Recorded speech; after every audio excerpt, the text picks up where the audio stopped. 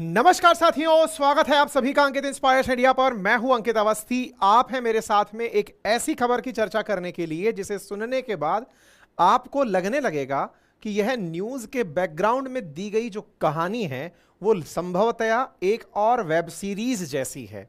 आप में से जो वर्तमान में 90s के बाद के जगे हुए लोग हैं, जिन्होंने बाद में ही एक्टिविटीज संभाली हैं, इंटरनेट की दुनिया में जन्मे हैं, उन्हें संभवतया उत्तर प्रदेश का बाहुबलियों वाला काल याद ना हो, और अगर हो तो गाहे बगाहे किसी से सुन लिया हो तो बात अलग है। आज का सेशन बहुत अलग तरह का सेशन है। हाल ही में एक बाहुबली विधायक जो 5 बार विधायक रहे, उनकी मौत हुई है। मेडिकल बोर्ड ने मौत का कारण कार्डियक अरेस्ट बताया गया है, लेकिन उनके समर्थक और शुभचिंतकों के द्वारा इस मौत को साजिश बताई गई है। हो सकता है आप में से बहुत सी ऑडियंस इस व्यक्ति के बारे में ना जानती हो। आज का सेशन डिटेल में है और यह डिटेल एंड तक पहुंचते पहुंचते एक कंक्लूजन तक पहुंचेगी। वो कंक्लूजन आप चाहें तो अभी से ही सोचना शुरू कर दीजिएगा कि आपको अंत में कमेंट के अंदर कोई रिमार्क देना है। चलिए शुरू करते हैं। साथियों, वर्तमान में भारत की सबसे बड़ी जनसंख्या वाला राज्य उत्तर प्रदेश। उत्तर प्रदेश हाल ही में जरा सुर्खियों में रहा अपने धार्मिक आयोजनों के कारण। फिर चाहे रामलला विराजमान हो या फिर प्रयागराज के अंदर संगम की भूमि पर लगने वाला कुंभ और महाकुंभ और अर्धकुंभ हो, इन सभी की सुर्खियों के बीच में उत्तर प्रदेश एक और कारण से आजकल के दौर में सुर्खियों में रहा, जब कई सारे बाहुबलियों की या फिर हिस्ट्री सीटर्स की हत्या अथवा मौत हुई। चाहे अतीक अहमद हो, चाहे फिर जिनकी कार पलटा दी गई थी विकास दुबे हों, मुख्तार अंसारी हों, इन सब की सुर्खियां आजकल बहुत जबरदस्त तरीके से उत्तर प्रदेश को हाईलाइट करती हैं। इनमें से एक है मुख्तार अंसारी, जिनकी चर्चा आज के सेशन में हो रही है। मुख्तार अंसारी को, जिन्हें आप वर्तमान में व्हील चेयर पर देख रहे हैं, कभी ये खुली जिप्सी में जनता के सामने कर्फ्यू के दौरान निकल करके दंगे भड़काने के आरोप में भी जेल जा चुके हैं। आज के सेशन में एक एक करके सारी बातें मुख्तार अंसारी के बारे में होगी, जो हाल ही में कार्डियक अरेस्ट के कारण मरना जिनका बताया गया है। अब बात यह है कि कोई व्यक्ति मर गया है, इसके ऊपर इतनी बड़ी सुर्खी क्या बने, इसको लेकर के आप अब इस बात से इंटेंसिटी का अंदाजा लगा लीजिए। उत्तर प्रदेश के अंदर जो गैंगस्टर पॉलिटिशियन बना, उसकी मौत के ऊपर हाई अलर्ट जारी कर दिया गया है। हाई अलर्ट का आलम यह है कि इनकी मौत की जब सूचना हमने ट्विटर पर शेयर की, कल रात को जब यह सुर्खी बनने लगी, उसके बाद से संपूर्ण उत्तर प्रदेश के संवेदनशील स्थान, जहां पर सांप्रदायिक दंगे भड़कने की संभावना हो या फिर जहां इनके समर्थकों का ज्यादा जमावड़ा हो, वहां पर धारा 144 लगा दी गई। साथियों, यह वो तस्वीर है जिस समय इन्हें अस्पताल लाया गया था, जिनके बारे में पता चला था कि इनकी मौत हो चुकी है। कार्डियक अरेस्ट से 28 मार्च की रात को इनकी मौत हुई। डॉक्टर्स की टीम ने जांच की और अंत में डिक्लेयर किया कि ये नहीं बचे हैं। इनका पोस्टमार्टम हुआ, तस्वीरें बता रही हैं। उत्तर प्रदेश के जिन जिलों से इनका संबंध रहा, जिनमें मऊ और गाजीपुर प्रमुख हैं, वहां पर धारा 144 लागू कर दी गई। बांदा में भी सुरक्षा के विशेष इंतजाम कर दिए गए हैं। डीजीपी मुख्यालय की तरफ से सतर्कता बरतने के निर्देश दिए गए हैं। पुलिस को मार्च करते हुए आप देख सकते हैं। सिक्योरिटी अरेंजमेंट्स फ्राइडे की नमाज को ध्यान में रखते हुए लागू कर दिए गए हैं। गोरखपुर में भी, ये गोरखपुर के एसपी को बोलते हुए सुन सकते हैं। यानी आपके दिमाग में एक पिक्चर बनने लगेगी। एक व्यक्ति जेल में मरता है, पता चल रहा है कि बाहुबली है, पुलिस ने इतनी जबरदस्त तरीके से अरेंजमेंट कर दिए हैं कि कहीं कुछ अप्रिय घटना ना हो जाए। तो दिमाग में एक बहुत ही लॉजिकल सा क्वेश्चन बनता है कि ऐसा क्या था उस व्यक्ति के साथ जुड़ा हुआ जिसके चलते इस कहानी में इतना ज्यादा हाइप क्रिएट हो रहा है। ऐसा क्या था जिसके बारे में समाजवादी पार्टी के ट्विटर हैंडल से ट्वीट किया जाता है कि पूर्व विधायक श्री मुख्तार अंसारी जी का इंतकाल दुखद, शोकाकुल परिजनों को असीम दुख सहने का संबल प्राप्त हो। मायावती जी के द्वारा लिखा जाता है कि मुख्तार अंसारी की जेल में हुई मौत को लेकर उनके परिवार द्वारा जो लगातार आशंकाएं और गंभीर आरोप लगाए गए हैं, उनके उच्च स्तरीय जांच जरूरी है ताकि उनकी मौत के सही तथ्य सामने आ सकें। तेजस्वी यादव जी लिखते हैं कि यूपी के पूर्व विधायक श्री मुख्तार अंसारी के इंतकाल का दुखद समाचार मिला। दिवंगत आत्मा को शांति और शोकाकुल परिवार को दुख सहन करने की शक्ति मिले और जेल में उन्हें जहर दिया गया है, फिर भी उनके ऊपर कोई भी गंभीरता से नहीं ले रहा है। यहां पर स्वामी प्रसाद मौर्य लिखते हैं कि स्वाभाविक मौत की हत्या साजिश प्रतीत होती है। पहले डॉक्टर के पैनल ने अस्पताल से डिस्चार्ज किया और कुछ घंटे बाद ही उनकी मौत हो जाती है।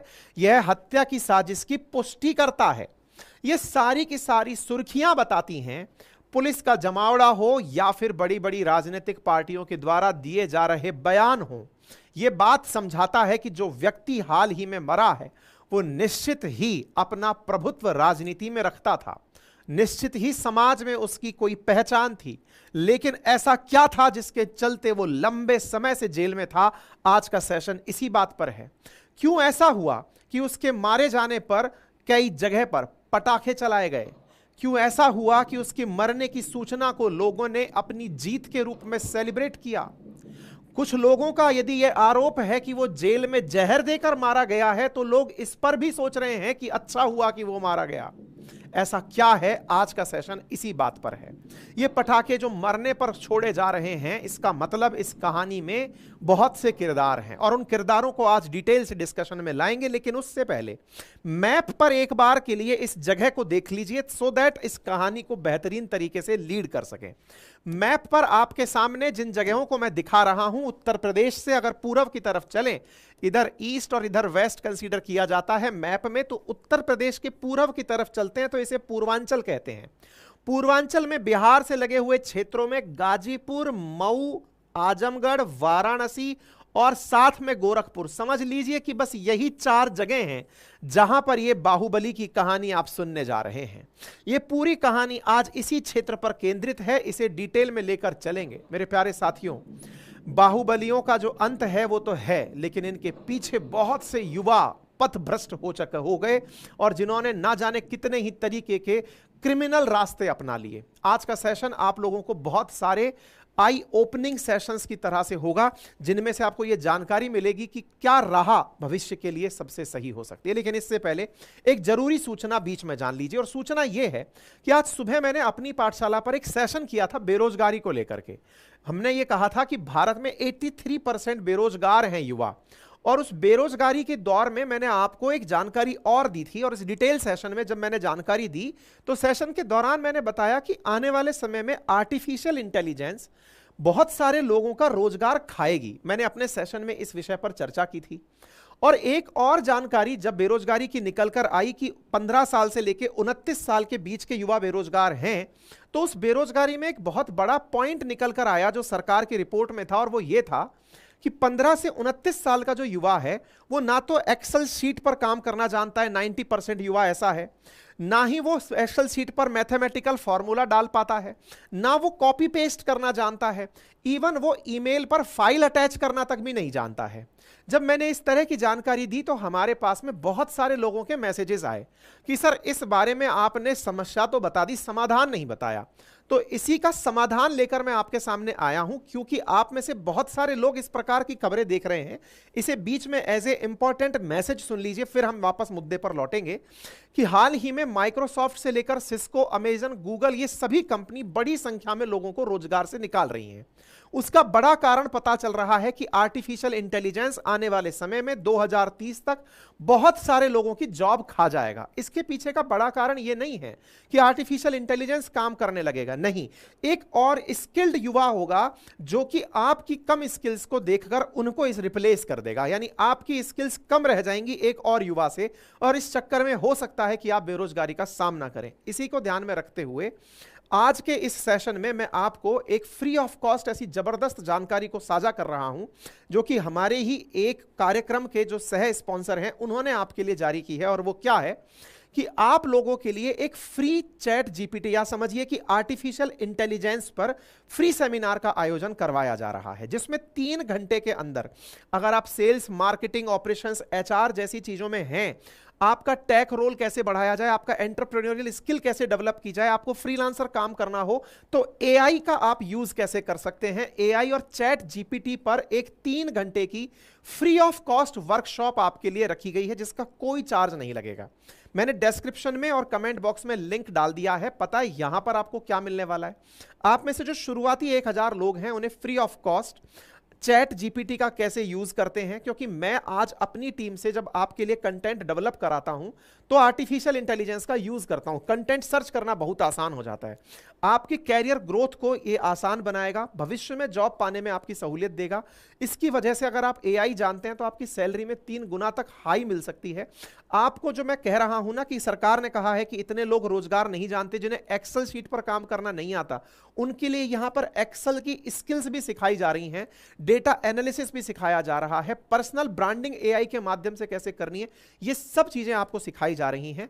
लिंक कमेंट बॉक्स में है। वैसे मैंने एक आपके सामने क्यूआर कोड भी दे दिया है, यहां से जाकर के भी शुरुआती 1000 लोग फ्री ऑफ कॉस्ट यहां से जाकर के अपने लिए फ्री सेमिनार ज्वाइन कर सकते हैं। ठीक है, तो सुबह सेशन के अंदर चिंता दी थी, शाम के सेशन में समाधान दे दिया है। और अगर समाधान पसंद आए तो वीडियो को लाइक और शेयर कर दीजिएगा। यहां पर आप लोगों के सामने ये पूरा कार्यक्रम ग्रोथ स्कूल के द्वारा लाया जा रहा है और यहां पर लिंक मैंने कमेंट बॉक्स और डिस्क्रिप्शन में डाल दिया है। चलिए, आपकी चिंता को दूर करते हुए अब आपको लेकर चलते हैं एक ऐसी घटना की तरफ जो एक अपने आप में वेब सीरीज की कहानी है। कहानी की तरह से ही तसल्ली से इस पूरी कहानी को सुनिए। साथियों, जिस व्यक्ति की आज बात की जा रही है उनका नाम है मुख्तार अंसारी। मुख्तार अंसारी सुबान अल्लाह अंसारी के बेटे थे। इनके 3 भाई यानी कि इंक्लूडिंग मुख्तार 3 भाई हैं। एक का नाम है सिबकतुल्लाह अंसारी, एक का नाम है अफजाल अंसारी और एक का नाम है मुख्तार अंसारी। ये जो सुबान अल्लाह अंसारी हैं, इनके पिताजी थे डॉक्टर मुख्तार अहमद अंसारी। बस यहीं से सारी कहानी में सारा की सारा ट्विस्ट है जो आपको यहीं से समझना होगा। ये जो डॉक्टर मोहम्मद मुख्तार अहमद अंसारी आपको दिखाई दे रहे हैं, इनमें से अहमद नाम मिसिंग है, अदरवाइज तो ये मुख्तार अंसारी ही हैं जो इनको नाम मिला है, यानी दादा का नाम लिए हुए मुख्तार अंसारी। अब आप कहेंगे कि ये दादा पर इतना फोकस क्यों कर रहे हैं? असल में दादा बड़े लीजेंडरी आदमी थे। कितने बड़े लीजेंड थे इसकी जानकारी केवल कुछ शब्दों में अगर कही जाए तो ये समझ लीजिए कि जिस जामिया मिलिया इस्लामिया यूनिवर्सिटी का नाम आप सुनते हैं उसके संस्थापक सदस्य थे। जिस प्रकार से एएमयू के लिए आप सुनते हैं, मतलब एएमयू के अंदर अलीगढ़ मुस्लिम यूनिवर्सिटी का नाम सुनते हैं कि भाई मुसलमानों की एक बड़ी यूनिवर्सिटी के नाम पर आप सुनते हैं, ऐसे ही जामिया मिलिया इस्लामिया यूनिवर्सिटी के आप संस्थापक थे। जब तक जिंदा रहे चांसलर थे और छोड़िए स्वतंत्रता सेनानी थे। 1927 का यानी आजादी से पूर्व जब कांग्रेस के अधिवेशन हुए तो 1927 के कांग्रेस के अधिवेशन के अंदर कांग्रेस के अधिवेशन की अध्यक्षता करने वाले व्यक्ति थे, यानी इतने बड़े स्वतंत्रता सेनानी थे डॉक्टर मुख्तार अहमद अंसारी। मतलब आप ये सोचिए कि जहां पर इन्होंने मतलब 1935 में जब जामिया मिलिया को अलीगढ़ से दिल्ली ट्रांसफर किया गया, इवन जहां एम्स है उस क्षेत्र को भी अंसारी नगर के नाम से जाना जाता था। इनका बड़ा प्रभाव था। अंसारी रोड के नाम से रोड स्थित है। मतलब स्वतंत्रता संग्राम में इनका बहुत अपूर्णीय योगदान रहा है और इनकी लीगेसी ही इनके परिवार को हर समय पर काफी ज्यादा चर्चा का कारण बनाई। ठीक है, तो यहां पर इनका नाम जानना आपके लिए बहुत ज्यादा जरूरी है। अब इनके कुनबे में इनके पोते हुए मुख्तार अंसारी है ना। मुख्तार अंसारी 5 बार विधायक बने, उन पर 60 केस दर्ज हुए। मुख्तार अंसारी की जो वाइफ है उनका नाम है अफशा अंसारी, उन पर 9 केस दर्ज हुए। इनके बेटे हैं अब्बास अंसारी जिन पर 7 केस दर्ज हैं और ये कासगंज जेल में हैं। इनके एक और बेटे हैं जिनका नाम है उमर अंसारी, इस समय ये फरार बताए गए हैं। एक है निखत अंसारी, ये पूरा परिवार है। और वर्तमान में एक और भाई जिनके अफजाल अंसारी हैं, ये बसपा के वर्तमान में सांसद हैं। ये इनके फैमिली के अंदर बड़े बड़े लोग हैं। अब चलते हैं इनके इतिहास को आपसे डिस्कस करने के लिए। देखिए, कहानी कुछ इस प्रकार से है कि आप इस कहानी को समझें उससे पहले एक बार मैप पर वापस से गौर करें। देखिए, ये पूरा उत्तर प्रदेश कनेक्टेड है आगे। अगर आप यहां पर रोड, यहां पर एरिया को देखें तो यहां पर मैप पर आपको गोरखपुर दिखाई दे जाएगा। अगर आप गोरखपुर को ध्यान से देखें तो ये गोरखपुर पूरा कनेक्ट होते हुए आगे बिहार से कनेक्टेड है। गोरखपुर से रेलवे लाइन का निकलना, बहुत सारी फिल्मों और वेब सीरीज में गोरखपुर की काफी चर्चाएं हुई हैं कि यहाँ के रेलवे का काम काफी ज्यादा फेमस रहा है। इधर की तरफ अगर और पूर्व की तरफ आप चलते हैं तो इधर की तरफ भारत के अंदर उड़ीसा, पश्चिम बंगाल, झारखंड, बिहार, वो क्षेत्र हैं जहां पर कभी माइंस बड़ी संख्या में रही हैं। कोयले का बड़ी संख्या में इधर से उधर आवागमन हुआ है, बड़ी मात्रा में आवागमन हुआ है। तो गोरखपुर रेलवे लाइन पर पड़ने वाला एक काफी प्राइम लोकेशन रहा है। बोले गोरखपुर की बात क्यों कर रहे हैं? क्योंकि वर्तमान में जो हमारे सीएम साहब आते हैं ना, योगी आदित्यनाथ जी, वो गोरखपुर से ही आते हैं, नंबर एक। तो सर इस बात का मुख्तार अंसारी से क्या लेना देना है? इसी गोरखपुर से कनेक्टेड जगह है मऊ, और मऊ से कनेक्टेड है गाजीपुर। तो ये मऊ और गाजीपुर गोरखपुर से निकटवर्ती जगह हैं। इन निकटवर्ती जगहों में गोरखपुर के अंदर धंधा पाने की लड़ाई रही है। अब ये धंधा का क्या मतलब है? असल में पहले ऐसा होता था 1970s और 80s के दशक में, गोरखपुर के अंदर किसी को अगर रेलवे की पटरी बिछानी है, रेलवे ट्रैक बिछाना है, रेलवे ट्रैक के अंदर स्लीपर्स लगाने हैं, पत्थर रोडी डलवानी है, कोयले का सामान लेना है, या फिर आपको वहां पर पार्किंग लेनी है, इन सब के लिए टेंडर हुआ करते थे, ठेकेदारी हुआ करती थी। और ठेकेदारी लेने वाले लोग बाहुबली लोग कंसीडर किए जाते थे, जो इस क्षेत्र में अपनी ताकत के दम पर ही टेंडर ले पाते थे। किसी आम आदमी को ठेके लगाने की इजाजत नहीं होती थी। ठेका मतलब एक ही बार में बल्क में उस क्षेत्र का सारा काम ले लिया। बस यहीं से मुख्तार अंसारी की कहानी में एंट्री होती है। जिस व्यक्ति की आज आप चर्चा कर रहे हैं, ये 70 के दशक में रेलवे और सड़क के ठेकों की लड़ाई के कारण अपनी पहचान बनाया था। राजनीति में उतरने से पूर्व इन्होंने माफिया के रूप में अपनी पहचान बनाई थी, क्योंकि पूर्वांचल के अंदर इन्होंने टैक्सी के ठेके से लेकर, टैक्सी स्टैंड के ठेके से लेकर बस संचालन तक के ठेके लिए हुए थे। मतलब आप ये मानकर चलिए कि जिस जगह से ये बिलोंग करते हैं, जिसका नाम गाजीपुर है, वहां पर बड़ी संख्या में भूमिहार रहते हैं। इस जगह को भूमिहारों का वेटिकन भी कहा जाता है। लेकिन कहते ये हैं कि गाजीपुर की कनेक्टिविटी बनारस से इतनी नजदीक है। देखिए ये गाजीपुर रहा और इसी के जस्ट बगल में आपको यहां वाराणसी दिखाई दे रहा है। तो गाजीपुर और मऊ के अधिकांश लोग अपनी जरूरत के बड़े सामान खरीदने के लिए वाराणसी जाते हैं। वाराणसी से ही मतलब पूरी शॉपिंग वगैरह होती है। कहते हैं क्राइम केवल गाजीपुर और मऊ से लेकर आते हैं, बाकी खरीदने की सारे सामान वाराणसी से। यानी जितने भी यहाँ के जो पढ़े लिखे या फिर थोड़े भी पैसे वाले लोग हैं, वो वाराणसी जाकर रहने लग जाते हैं, क्योंकि यहां पर बड़ी ही अशांति बताई गई है। अच्छा साहब, मुख्तार अंसारी के बारे में बताएं तो एक और फैक्ट और बताने का है, और वो ये है कि मुख्तार अंसारी जिस घर में पैदा हुए, जिनके दादा के बारे में कहा गया कि वो आज़ादी के आंदोलन में भाग लिए थे, ऐसे ही इनके नाना थे जिनका नाम था मोहम्मद उस्मान, जो कि ब्रिगेडियर थे भारतीय सेना में, और 1948 की जंग में पाकिस्तान ने उनके सर पर 50,000 रुपए का इनाम रखा था कि यदि कोई इनको मार देगा तो उसे 50,000 रुपए मिलेंगे। भारत की सेना में कश्मीर से पाकिस्तानियों के कबीलों को भगाने वाले ये बड़े नाम के रूप में चर्चित थे। ये वो व्यक्ति थे जिनके प्रयास से कश्मीर के राजौरी जिले को छुड़ाया गया था। ये वो व्यक्ति थे जिनको पाकिस्तान की सेना ने अपना जनरल बनने का पद ऑफर किया था, लेकिन इन्होंने भारत में रहते हुए भारतीय सेना की लीडरशिप करते हुए पाकिस्तानियों को कश्मीर से भगाया था। इनका नाम भी बड़े ही फक्र से लिया जाता है। ये युद्ध के अंदर ही वीर गति को प्राप्त हुए थे। यानी कि दो इतने बड़े बड़े लोगों के परिवार से बिलोंग करने वाले मुख्तार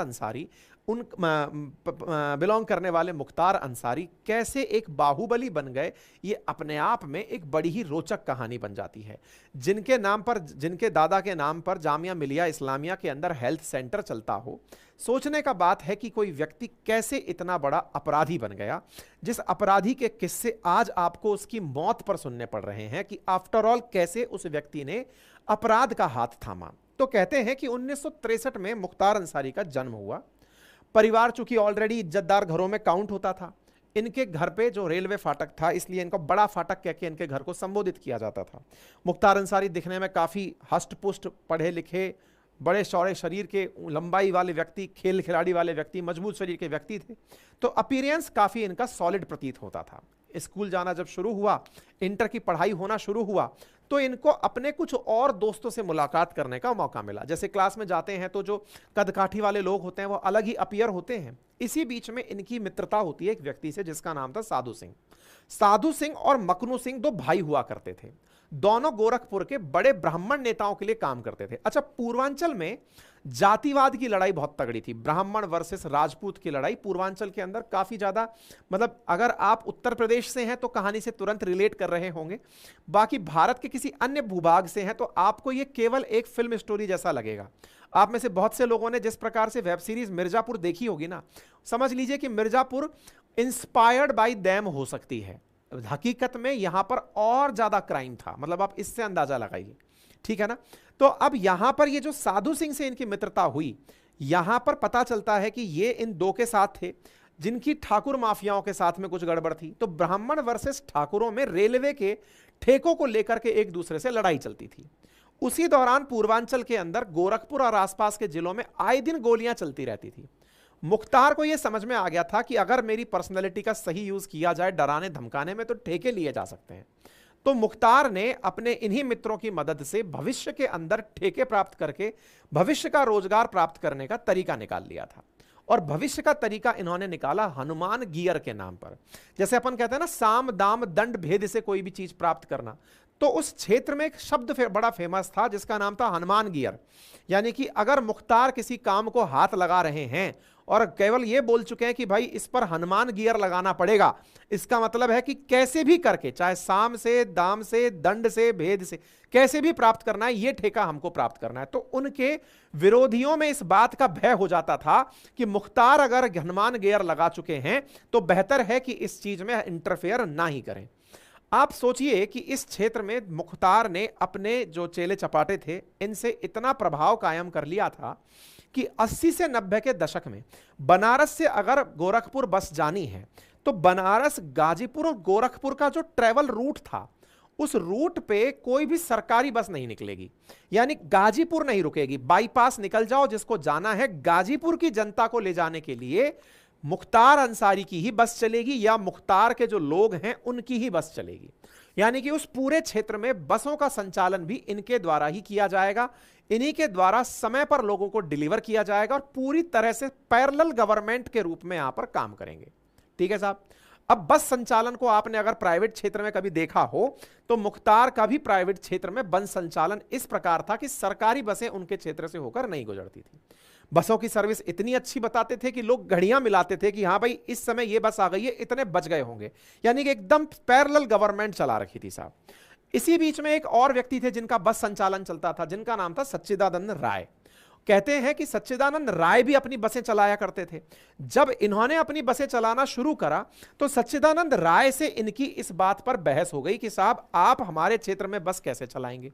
पता चलता है कि सच्चिदानंद राय जो अपनी बस चलाना चाहते थे, मुख्तार के साथ उनकी जो अदावत रही, परिणाम यह निकला कि उनकी हत्या हो गई। नाम मुख्तार का ही आया कि बस चलाने को लेकर सच्चिदानंद राय की हत्या कर दी गई।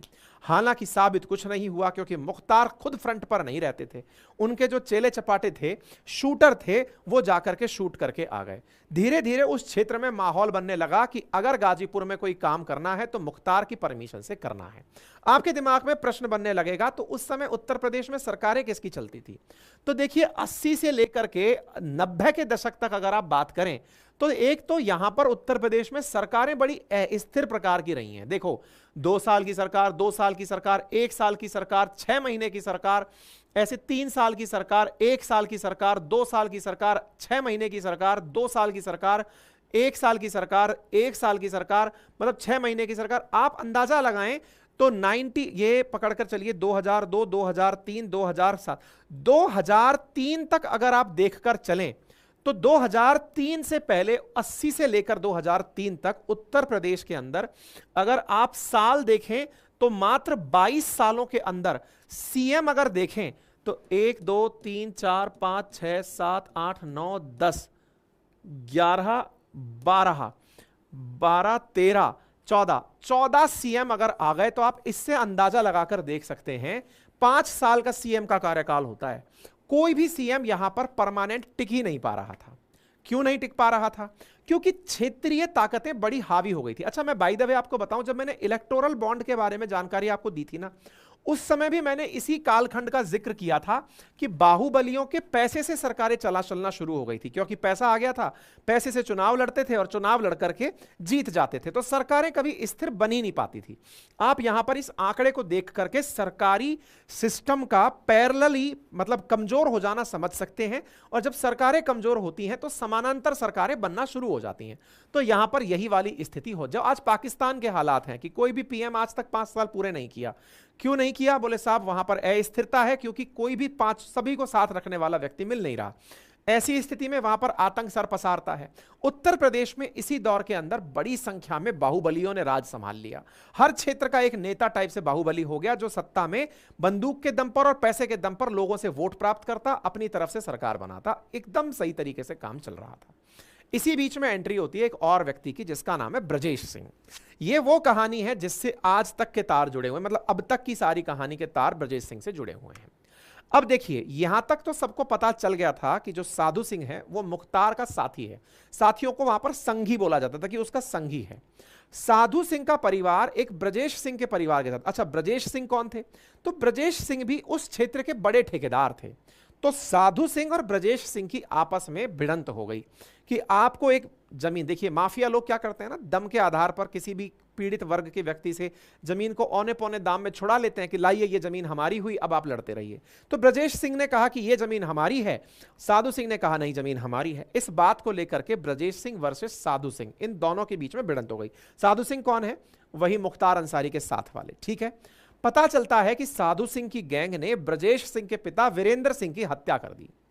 साधु सिंह चूंकि मुख्तार के साथ थे तो तार जुड़ गए मुख्तार से कि मुख्तार की सिफारिश पर ही साधु सिंह ने यह काम किया होगा। लड़ाई झगड़े और बढ़ने लगे। मुख्तार ठेला पट्टी में तेजी से अपना और पैर जमाने लगे, और उधर ब्रजेश बदले की आग में जलने शुरू हुए कि भैया हमारे पिताजी को मरवा दिए। आजमगढ़ के तरैया में एक ही दिन में 7 लोगों की हत्या हुई। ब्रजेश सिंह का उसमें नाम निकल कर आया। वहीं पर ठाकुरों की आपस की लड़ाई का कारण निकल कर आया। इस हत्याकांड के बाद यह तय हो गया कि पूर्वांचल में 2 ही लोगों का राज चलेगा। अब जैसे मैंने आपको बताया कि यहां पर एक केंद्र हो गया है बनारस। बनारस से प्रयागराज की तरफ चलेंगे तो ब्रजेश सिंह का एम्पायर। बिल्कुल फिल्मों में जैसे आपने अगर वो मिर्जापुर के अंदर देखा है ना, तो 2 लोग अपना अपना क्षेत्र बांट कर चल रहे हैं कि साहब एक इधर की तरफ राज करेगा, एक उस तरफ राज करेगा, बिल्कुल वैसे ही। तो अगर प्रयागराज की तरफ चल रहे हैं तो साहब ब्रजेश सिंह का, और बनारस से गोरखपुर की तरफ चल रहे हैं तो मऊ गाजीपुर की तरफ अगर आप निकल रहे हैं तो मुख्तार अंसारी का राज चलेगा। दोनों ने अपने अपने क्षेत्र बांट लिए। एक अंडरस्टैंडिंग बन गई। दोनों ने अपने अपने हिसाब से अपने अपने क्षेत्र में ठेके लेने शुरू कर दिए, ठीक है। अब यहां पर ये सारी चीजें आगे चल करके जहां जहां दोनों एक दूसरे के क्षेत्र में इंटरफेयर करने शुरू हुए, वहां गैंगवार होने की बात लाजमी होने लग गई। साधु के बारे में कहा गया कि वो अपनी पत्नी के साथ बच्चों को देखने हॉस्पिटल में आया, पुलिस कस्टडी में ही उसको मार दिया गया। कहा गया कि हत्यारे पुलिस की वेशभूषा में ही आए थे, आरोप ब्रजेश सिंह पर लगा। मतलब मारना इतना कॉमन था कि लोगों के दिमाग में यह रहे कि किसका पलड़ा भारी है। जब किसी पर मतलब दुश्मन को मार दिया तभी तक आपका पलड़ा भारी है। इसी बीच में साधु सिंह के गांव मुरियादपुर में हमला होता है और उसकी मां समेत भाई समेत 8 लोगों को मार दिया जाता है। इसमें साथ साथ 21 लोग घायल होते हैं, यानी मुख्तार पर यह हमला कंसीडर किया गया। अब मुख्तार को यह बात समझ में आ गई कि यह पूरा की पूरा काम जिस तरह से राइवलरी में चल रहा है, अगर यहां पर संरक्षण चाहिए तो भाई साहब राजनीति में एंट्री करनी पड़ेगी। कब तक इस प्रकार से माफिया राज करना पड़ेगा? तो राजनीति में एंट्री करने के लिए मुख्तार का परिवार कम्युनिस्ट पार्टी से जुड़ता है। इनके पिता थे सुभान अल्लाह अंसारी, वो भी राजनीति में दखल रखते थे क्योंकि पुराने कांग्रेसी थे पिताजी, दादाजी इनके। मुख्तार के बड़े भाई अफजाल आगे बढ़ते हैं और 1985 में कम्युनिस्ट पार्टी से विधायक बन जाते हैं। सीट चुनी जाती है गाजीपुर की, मोहम्मदाबाद। यहां से ये अपना हाथ आजमा करके आगे निकल लेते हैं। अब इसी बीच में क्या होता है कि साहब यहां पर मुख्तार के अंदर भी राजनीतिक महत्वाकांक्षाएं जगने लगती हैं कि क्यों ना मैं भी अपनी छवि चमकाने लगूं। गाजीपुर में उस समय हैंडलूम का काम, देखिए अगर आप में से कोई भी बनारस के बारे में जानता है तो बनारस की साड़ी, बनारसी साड़ी जिसे कहते हैं, वो बड़ी फेमस है। बनारसी साड़ी समझिए कि मऊ और गाजीपुर से बनकर आती है। मतलब आसपास के क्षेत्रों में मऊ और गाजीपुर के हैंडलूम का बड़ा नाम है। मतलब बहुत महंगे महंगे जो गलीचे हैं वो बनाए जाते हैं, बहुत महंगे महंगे साड़ियों का निर्माण होता है। उस क्षेत्र में इसका बड़ा काम है। लेकिन इलेक्ट्रिसिटी बहुत बड़ी समस्या है। तो साहब मुख्तार अंसारी यहां की समस्या को समझते हुए कि बिजली यहां पर है नहीं, लोग रोजगार के नाम पर चाहते ये हैं कि अगर रोजगार है, इलेक्ट्रिसिटी है तो रोजगार मिल जाएगा, क्योंकि हैंडलूम से, हथकरघा से लोग यहां पर कालीन, गलीचे का निर्माण करना, कालीन का निर्माण करना। कालीन भैया अगर मिर्जापुर में सुने हैं तो वो कालीन निर्माण इसी क्षेत्र की कहानी है। आप रिलेट कर जाइएगा तो अपने आप आपको कहानी से रिलेट होने लगेगा। तो बोले यदि यहां पर इलेक्ट्रिसिटी रही तो सारा काम हो जाएगा, और इलेक्ट्रिसिटी लाने के लिए सरकार में दखल चाहिए। तो मुख्तार अंसारी को अपनी तरफ से पार्टी की तरफ राजनीति के अंदर एंट्री करने का मन करने लगा कि बिजली की समस्या सुधारनी है, अफसरों पर दबाव बनाना है, यह तय किया जाना है कि यहां बिजली कितने घंटे आएगी। असर भी दिखाई दिया।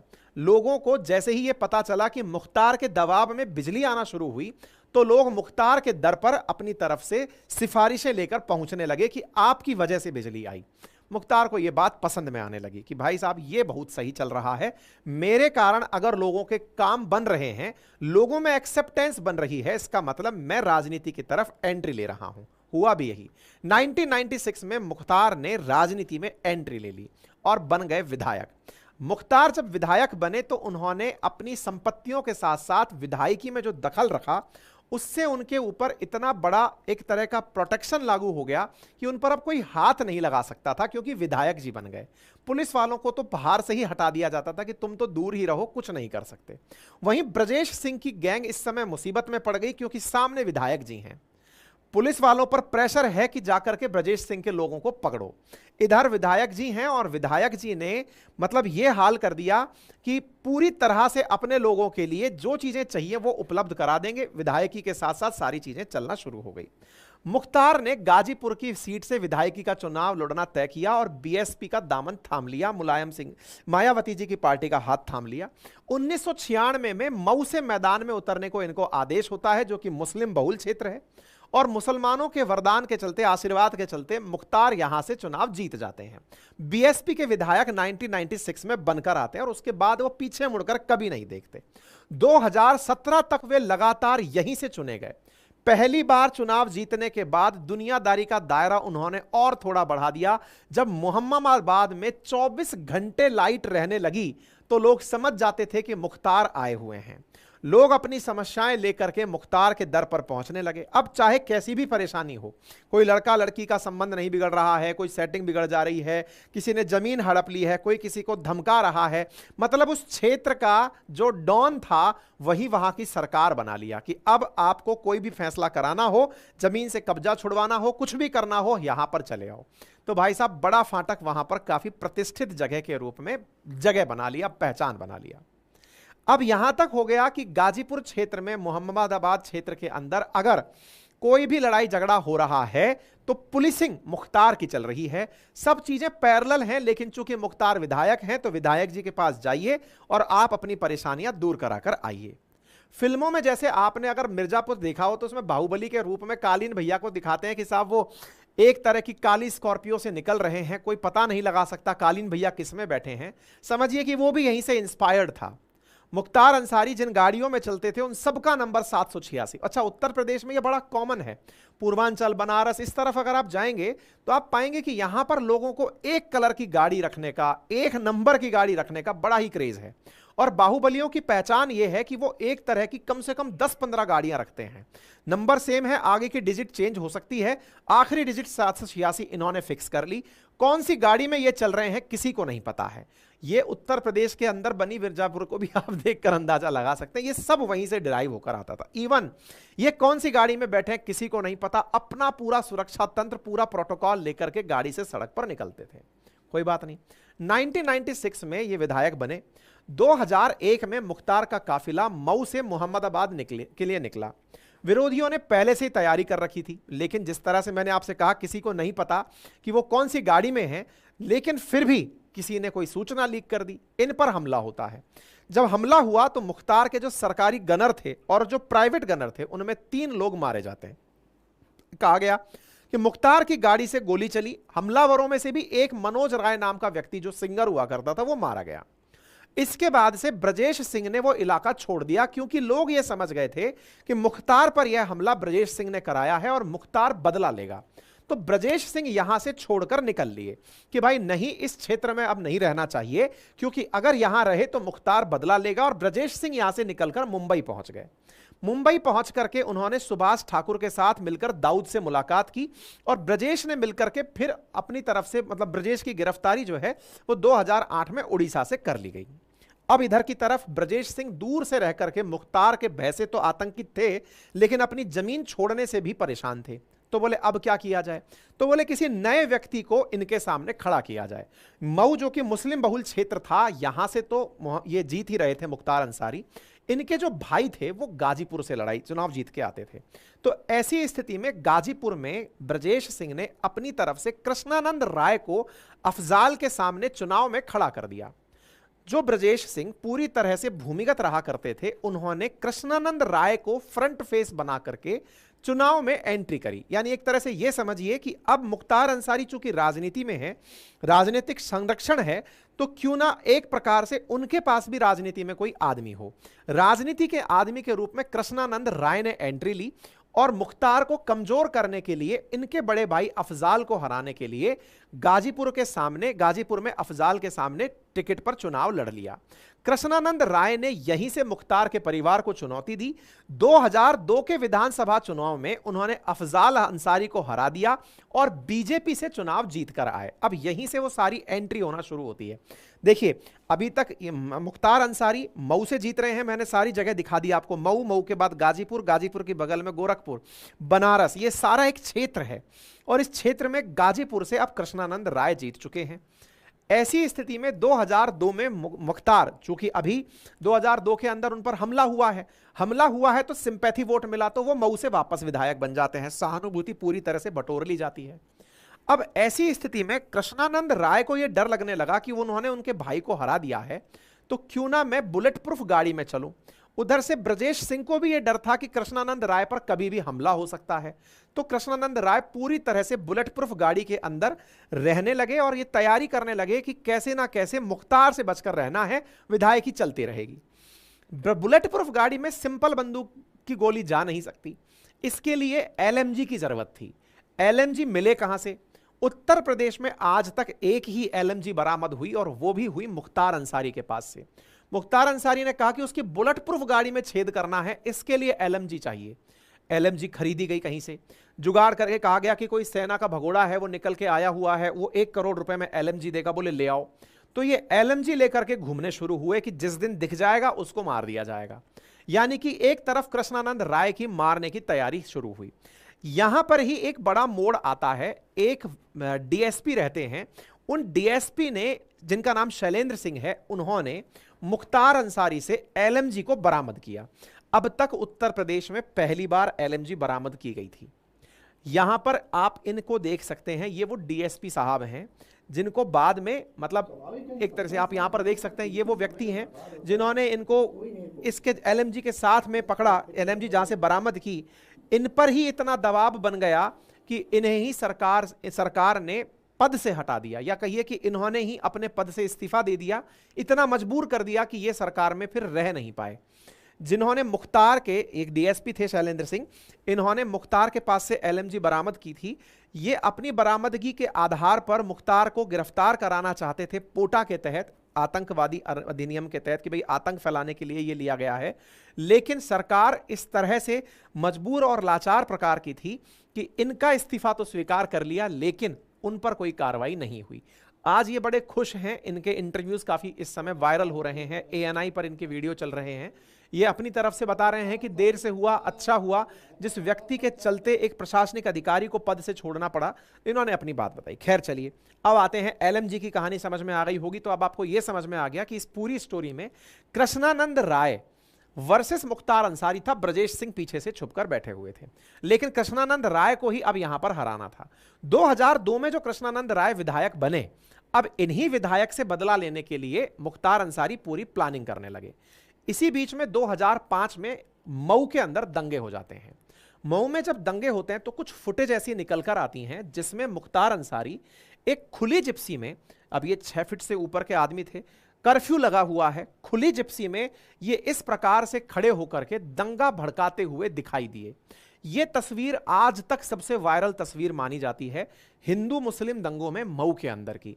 और जो लोग उस समय के प्रत्यक्ष साक्षी हैं कहते हैं कि इन्होंने ही दंगों को हवा दी थी।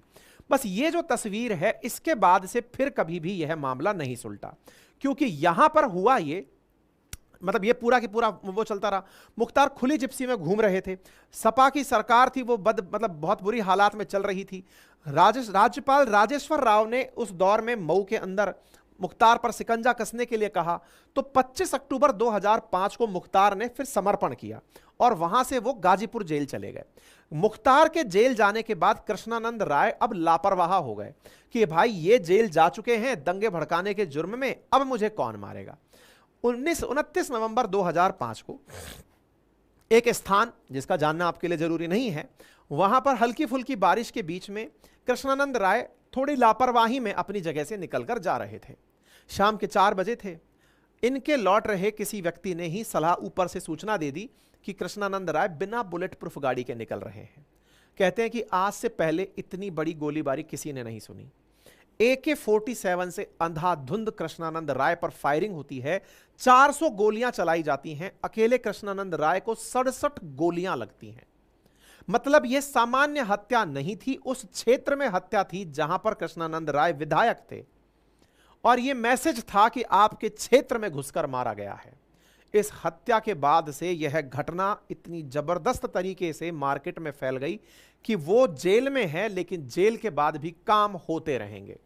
कृष्णानंद राय की हत्या के बाद से एक बात और चर्चा में आई, और वो ये थी कि कृष्णानंद राय चोटी रखा करते थे और इनके चेले चपाटों ने वो चोटी काट ली, और उस चुटिया को काट करके एक ऑडियो सामने निकला जिसमें मुख्तार जेल से अपने जो चेले चपाटी थे उनसे पूछ रहे थे कि चुटिया काट ली, मतलब चुटिया काट ली ना, मतलब उसको मारने के बाद में वो चुटिया काट ली, मतलब एक प्रकार से समझिए कि सामने वाले के अस्तित्व को मिटा दिया ना।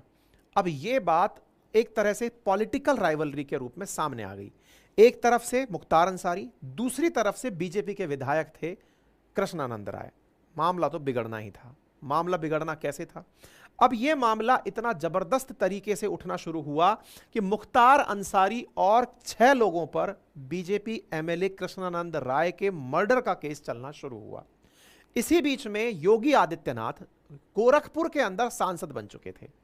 उन्होंने गोरखपुर मंदिर से मऊ जाने का निर्णय लिया कि मैं जाऊंगा और वहां जाकर के लोगों के सामने, अब जो आज की राइवलरी लोग निकालते हैं ना कि गोरखपुर के मतलब योगी आदित्यनाथ की मुख्तार अंसारी के साथ क्या अदावत थी, तो वो तार यहां से जोड़ सकते हो। तो वो तार ये था कि ये गोरखपुर से निकलते हैं मऊ के लिए, बिल्कुल बॉर्डर जड़े हुए हैं एकदम। अब जब यहां पर निकलते हैं तो योगी जी का जब काफिला मऊ बॉर्डर पर पहुंचता है तो उन्हें यहीं रोक दिया जाता है। योगी जी को यहीं से वापस लौटा दिया जाता है। हालांकि बीजेपी की उस समय कोई ग्राउंड उस क्षेत्र में ज्यादा बड़ा नहीं था, लेकिन उसके बावजूद भी अब यह मसला केवल कृष्णानंद राय या ब्रजेश सिंह का नहीं रह गया था। अब यह मामला बीजेपी के विधायक को मारने का हो गया था। इसके चलते हुए गाजीपुर के अंदर मुख्तार अंसारी का रहना तय हो गया कि यह अब जेल में ही रहेंगे। मुख्तार अंसारी ने जेल को ही अपना ठिकाना बना लिया कि अब जेल से बाहर नहीं आ सकते क्योंकि पॉलिटिकल प्रेशर बहुत बन गया। लेकिन मुख्तार ने जेल में ही एक नई सरकार शुरू कर दी। हालात ये हो गए कि मुख्तार को मछली ताजा पसंद है खाने के लिए, तो कहा गया कि जेल के अंदर तालाब खुदवा करके जिंदा मछली, ताकि फ्रेश मछली मिल सके, इसका इंतजाम किया गया। बड़े बड़े अधिकारी अखबार से लेकर मसाज से लेकर के सारी व्यवस्थाएं करते, वहीं से शासन चलना शुरू हुआ।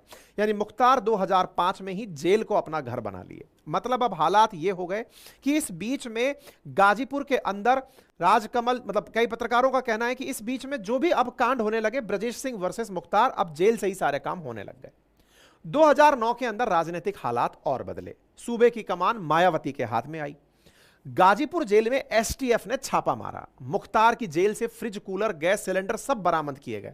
जो मायावती पहले अपने टिकट पर विधायक बनाई थी, लेकिन अब सरकार में आई थी क्योंकि बीच में इनका इंक्लिनेशन समाजवादी पार्टी की तरफ हो गया था, तो बोले तुम्हारे साथ बदला लिया जाएगा।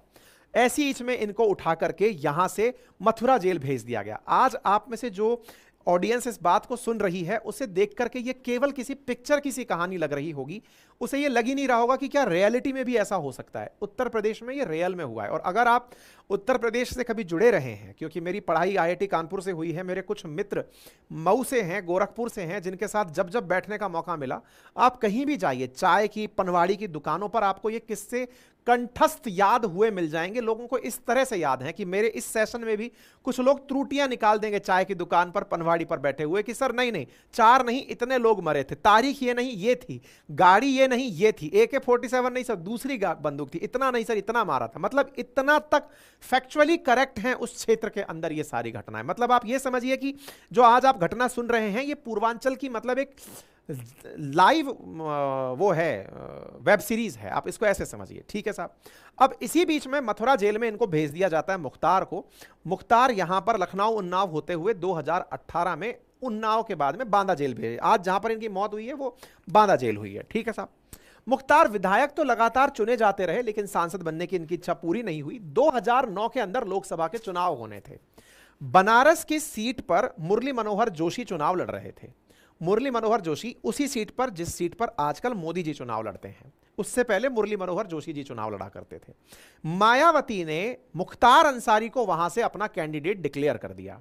हालात इतना टाइट हो गया कि यहां पर मुख्तार वर्सेस मुरली मनोहर जोशी इतना करीबी मुकाबला था कि मात्र 17,000 वोटों से ही मुरली मनोहर जोशी जीत पाए। लेकिन मायावती अपनी इस हार को बर्दाश्त नहीं कर पाई। उन्होंने मुख्तार को ही पार्टी से विमुख कर दिया कि नहीं, तुम्हारे अंदर जीतने का कोई दम ही नहीं बचा है। पार्टी से निकाल दिया। पहले जिसको टिकट दिया उसे पार्टी से निकाल दिया कि नहीं, तुमको बचा करके भी गलत किया, हटाओ।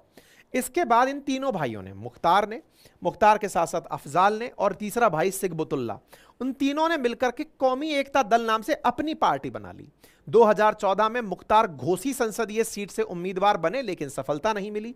17 में कौमी एकता दल का बीएसपी में विलय हो गया और मुख्तार को मऊ सदर से टिकट दिया गया। मुख्तार फिर से विधायक बन गए। यानी 2017 में फिर से, यानी बीएसपी ने इनको जेल से जेल में ट्रांसफर किया, फिर इनके ऊपर दबाव बनाकर सांसद का चुनाव ये पूरे टाइम जेल से ही चुनाव लड़ते रहे।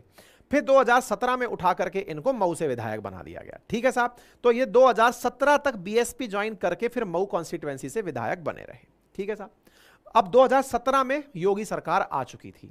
योगी सरकार, अब 2006 का एपिसोड याद करके चलिए दिमाग में, सबका बदला लेगा बाबा योगी। तो वो वाली कहानी वहां से लेकर अब तक चली आ रही थी कि जो जो क्रिमिनल थे, जिन्होंने पूरी तरह से उत्तर प्रदेश में क्राइम फैलाया था, सबका फैसला होना था। और सबके फैसले में केवल यही चीज ध्यान रखनी थी कि जो भी अपराधी हैं, उन्होंने अपराध में जो भी चीजें पैदा की हैं, उन सबको खत्म किया जाएगा। परिणाम निकला, सरकारें बदली। 2007 में जनता ने पूरी तरह सत्ता पलट दी। सत्ता पलटने के बाद कृष्णानंद राय की हत्या के आरोप में 2018 के अंदर मुख्तार के लिए काम करने वाले मुन्ना बजरंगी की बागपत जेल के अंदर गोली मारकर हत्या कर दी जाती है। मुख्तार घबरा जाते हैं कि सत्ता बदलते ही मेरे जो लोग हैं वो मरने शुरू हो गए। इसी बीच में पंजाब के एक व्यापारी ने आरोप लगाया कि मुख्तार ने मुझसे पैसे मांगे थे, तो इन्हें पंजाब ट्रांसफर कर दिया गया। ये सोचे कि पंजाब में कांग्रेस की सरकार है, सेफ रह जाएंगे। वहां पर जाकर के वापस से सुप्रीम कोर्ट से यूपी सरकार आदेश करवाती है कि इस व्यक्ति के ऊपर 60 से ज्यादा मुकदमे दर्ज हैं, इसे आप उत्तर प्रदेश वापस भिजवाइए। पंजाब से जब इन्हें उत्तर प्रदेश भिजवाया गया था, लोगों ने तभी मान लिया था कि अब इनके साथ भी वही होने वाला है जो औरों के साथ हुआ है। हो सकता है कार पलटे, हो सकता है कोई और घटना हो। लोगों ने यह कयास लगाने शुरू कर दिए थे कि अपराधियों के साथ में उत्तर प्रदेश सरकार बहुत ही जबरदस्त तरीके से, स्ट्रिक्ट तरीके से पेश आने वाली है। और हुआ भी यही। मुख्तार को कमजोर करने के लिए उसके द्वारा जो अवैध रूप से बनाई गई संपत्ति थी, उसको धीरे धीरे जब्त करना सरकार ने शुरू किया और बुलडोजर चलाकर उसे डिमोलिश करना शुरू किया। यानी कि मुख्तार के मरने से पहले उसके जो भी आसपास की सराउंडिंग थी, जो उसका एक तरह से एम्पायर था, उसको डिमोलिश किया गया। कहते हैं कि लगभग 608 करोड़ रुपए की प्रॉपर्टी को जो मुख्तार से कनेक्टेड थी, उसको डिमोलिश किया गया। मुख्तार पर जो प्रमुख चर्चित केस रहे उन पर अब सुनवाई होना शुरू हुई। पहले उन पर केस तो दर्ज होते थे लेकिन कोई भी आकर के अपनी तरफ से गवाही देने नहीं आता था, लेकिन अब इनके खिलाफ गवाही देने भी लोग आने शुरू हुए। साल 2022 में पहली बार उन्हें दो मामलों के लिए दोषी ठहराया गया। 12 मार्च को वाराणसी की एक एमपी एमएलए कोर्ट ने उन्हें 1 साल में 34 साल पुराने केस में उम्र कैद की सजा सुनाई। 26 मार्च को फिर इनकी तबीयत बिगड़ने के बाद मुख्तार को अस्पताल में भर्ती कराया गया था।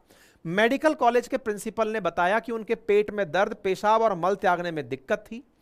इनके भाई अफजाल अंसारी जो सांसद हैं, उन्होंने न्यूज एजेंसी को बताया कि उनके खाने में जहरीला पदार्थ मिलाया गया था। अफजाल ने कहा कि मुख्तार ने मुझे बताया था कि करीब 40 दिन पहले ही उसे जहर दिया गया है। कुछ लोगों का यह भी कहना है कि इनको जहर दिया गया बड़ा विदेशी प्रकार का जहर, जिसका कि कोई पोस्टमार्टम में पता ना चले। सब तरह के कयास लगाए जा रहे हैं। अभी हाल ही में शायद 19 से 22 मार्च को फिर उनको जहर दिया गया, जिससे इनकी हालत खराब हो गई। इनके परिवार के द्वारा याचिका लगाई गई कि साहब उनका इलाज हमें अपने स्तर पर कराने की इजाजत दें। जिस अस्पताल में आप इलाज करा रहे हो वो सही नहीं है। इनकी स्थिति लगातार डिटोरिएट होती रही। हालांकि पुलिस इस बारे में और जानकार लोग इस बारे में इनकार करते रहे कि कोई किसी ने किसी प्रकार का जहर नहीं दिया है। ये व्यक्ति अपने ही प्रभाव को खत्म होता हुआ देख करके अब सदमे में है। इसका जो भी माहौल बना था, जो बड़े बड़े घर बंगले इसने बनाए हुए थे, उन सबको खत्म करने का प्रयास किया जा रहा है। आज तो भाई साहब गजब तरीके से, मतलब मेरे पास में थैंक्स के वो धन की वर्षा हो रही है। आप सभी का बहुत बहुत धन्यवाद। महेश पॉल पाटिल ने यूएस से $5 भेजे हैं और स्टडी IQ से किसी व्यक्ति ने मुझे 1000 रुपये भेजे हैं। आप सभी का बहुत बहुत धन्यवाद। क्या बात है।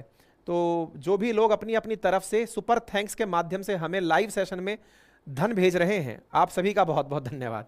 ठीक है साहब। अच्छा, इसी बीच में अब क्या हुआ कि मुख्तार अंसारी को पॉइजन दिया गया। इस विषय पर सरकार ने इसको बेसलेस कहते हुए इनकार कर दिया। कुछ नहीं है ये सब बातें। इनका जो बेटा, जिसके बारे में कहा जाता है जिसका पता नहीं है, वो न्यूज़पेपर के सामने आकर कहता है कि भैया आप तो मर गए। अब उनका पोस्टमार्टम कराने के लिए हम कह रहे हैं कि हमें एम्स में करा लेने दो, कोई सरकार से सुन ही नहीं रहा है। खैर, ये सारी बातें होती रही। परिवार ने व्यवस्थाओं पर आरोप प्रत्यारोप लगाया, अपनी तरफ से कहा कि सरकार ने इनको मरवाया है। तो इनके पुत्र हैं जो अभी मीडिया को अपनी फुटेज दे रहे हैं, बाइट्स दे रहे हैं।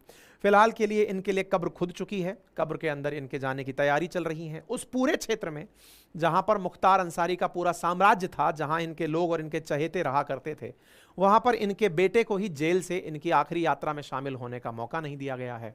उम्मीद है कि गैंगस्टर्स की इस पूरी कहानी में आपको एक चीज तो तय हो गई होगी कि बुरे का अंत हमेशा बुरा होता है। अगर आप बहुत बुरा करते हैं, कहते हैं ना, जैसी फसल आप बोएंगे आप फाइनली वैसे ही काटेंगे। अगर आपने अति कर दी है तो वो हमेशा वर्जित है। एक समय पर हो सकता है कि ये किसी ना किसी के लिए रोल मॉडल रहे हों कि भाई साहब ट्रेलर हो तो इन जैसा, मतलब ठरका हो तो इन जैसा, सरकारें हिल जाती हैं। लेकिन साहब जब समय बदलता है तो वो कुछ इस प्रकार से बदलता है। इसलिए जिसके जो भी कानून में रहते हुए दायरे हैं, उन्हीं के तहत अपना जीवन यापन करने का शिद्दत से पालन करें, संस्कारी रहें, बड़ों का सम्मान करते रहें, छोटों को प्यार दें और अपना व्यक्तित्व इस प्रकार से विकसित करें कि महिलाएं आपके साथ सुरक्षित और सम्मानित महसूस करें। अदरवाइज फोटो फ्रेम में छप जाएंगे, लोग बातें ही बनाएंगे। बाकी रोजगार संबंधी मामले पर मैंने आपको एक बेहतरीन जानकारी दे दी है। यह आपके सामने मैंने एक QR कोड लगाया है। एक फ्री ChatGPT ग्रोथ स्कूल की तरफ से आपके लिए सेमिनार रखा गया है। 1000 बच्चे यहां पर फ्री ऑफ कॉस्ट इस सेमिनार को अटेंड कर सकते हैं। 3 घंटे का पूरा तरह से वर्कशॉप है। इसको ज्वाइन करिए। बहुत सी सीखें, आपको चीज़ें आर्टिफिशियल इंटेलिजेंस के बारे में सीखने को मिलेंगी। जो आप मुझसे कहते हैं कि सर आपने हमारे स्किल के लिए कोई सहायता नहीं दी, संभवतः आपको यहां से समाधान मिल जाएगा। फिलहाल के लिए इतना ही। और हाँ, छोटी सी गुजारिश है, इतनी बड़ी संख्या में 32,000 से ज़्यादा लोग 1 घंटे से सुन रहे हैं। जाते जाते इतना सा कष्ट कर जाइए। आप सुपर थैंक्स के थ्रू पैसे भेज रहे हैं, वो तो धन्यवाद है ही। एक मुफ्त का काम भी है, और वो ये है कि आपने मेरा सेशन अगर सब्सक्राइब नहीं किया है, चैनल सब्सक्राइब नहीं किया है, तो कर जाइए। चैनल सब्सक्राइब करने का एक लाल बटन दिया हुआ है, उसे दबा दीजिए। वीडियो के नीचे ही बेल आइकन दिया हुआ है, उसे दबा दीजिए। इसका कोई चार्ज नहीं लगता है। हमें खुशी मिलती है कि भविष्य में जब कोई अपडेट लेकर आते हैं आप तक सूचना पहुंच जाती है। और जिन्होंने ऑलरेडी सब्सक्राइब किया हुआ है उन्हें बहुत सारा धन्यवाद। अपना कमेंट जरूर छोड़ें कि आपको इस तरह की घटनाओं से क्या कंक्लूजन निकलता है, वो जरूर बताएं। फिलहाल के लिए इतना ही। धन्यवाद।